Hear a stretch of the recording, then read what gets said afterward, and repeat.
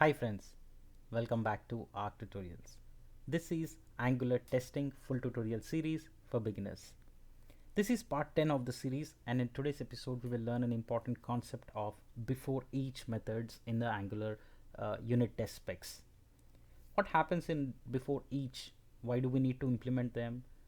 How many types of before each can we write? How many before each methods can we have rather? Right? All of those questions will be answered in this particular episode. Before we get started, if you want to learn more about Angular, I have dedicated series in this particular playlist. Make sure you check out the description box below. Angular 9 full tutorial series, Angular CRUD series, and Angular testing series. I have shown you how to fork out the code so that you have a sample project for testing. So the link is in the description box below, the GitHub link. Make sure you check it out. I have also shown you how to set up and how to run the sample project. So make sure you check out the episode number 1 of this particular series. The link is in the description box below. Alright, so let's try and understand before each method, right? So we have to perform few tasks, we have to set up the data, we have to do some operations before we can start our execution of test scripts, right? So forget about execution of test specs.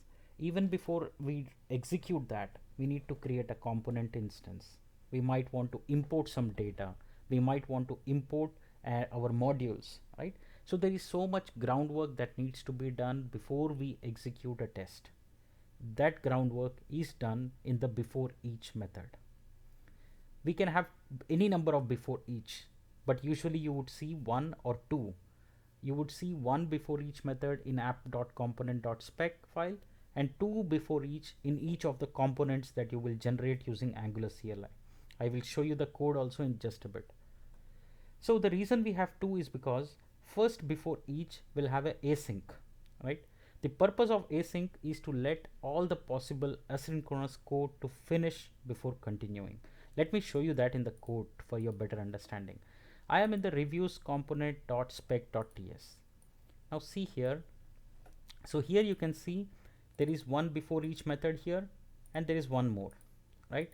So there are two before each methods, which means this will be executed before this particular test spec script, right? Before it executes the test script, it has to perform these two every time. Remember, every time it will perform before each of this is executed, which means it will come here, and since it is async, which means it will first let this entire thing finish. It will wait for you to configure this. And this is important because this is where we set the test configure module, configure test module, right? Now this is an extremely important step because this is where we will set our module, import our components, declare our components, and import provide, we can inject our providers, etc. So this is an exactly same thing like we would see this. I'm going to explain it in next episode, but imagine that this is just like a module in Angular, right? So if you want what is a module, please check out my Angular 9 series that I have published. It's in the playlist to learn more about modules. So before each is an async, which means it will first wait for this step to complete, right? And then move to the next. It will come to the next before each and it will create an instance of fixture of component. That is why we can directly use it in the component because it is done before each. You see here, that means run some shared setup before each of the specs in the describe in which it is called, right? Which means this, if I have 10 specs, right? If we have 10 specs, this will be executed 10 times, right? So that it would be done before each of this spec, right? And that is what it means, that it will create the component individually, query element, fixture, so that you can use it here in the spec. That is the beauty of before each. Plays an extremely important role because this is where you will set the context, your data, your mock service, your mock data, your routing, etc, etc. So this is an important place to set your data before you execute your spec. Most of the times 90% of the time a lot of people make mistakes in this particular place, right?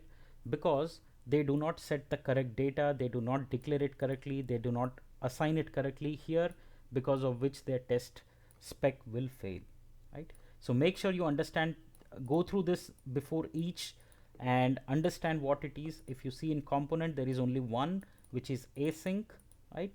And it executes the test specs, right? So go through this code, understand. The only way to learn is by coding, right?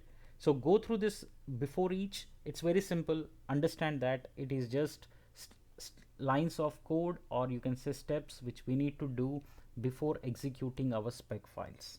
All right. I hope it's clear to you what that before each method does, why there are two before each methods. One is async, one is normal. Async means the purpose is to let all the possible asynchronous code to finish its functionality first before continuing.